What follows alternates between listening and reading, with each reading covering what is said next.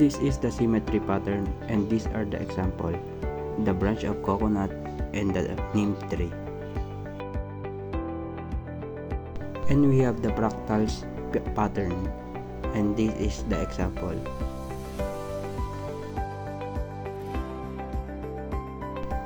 Another pattern is the bubble pattern, and this is the example.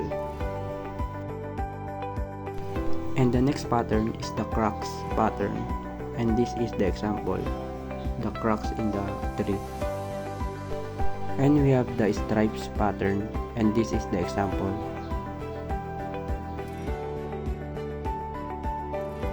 And another pattern is the tessellation, and this is the example.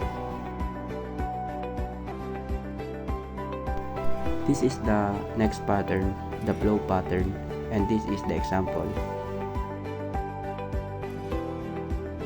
And my last pattern is the wave pattern, and this is the example.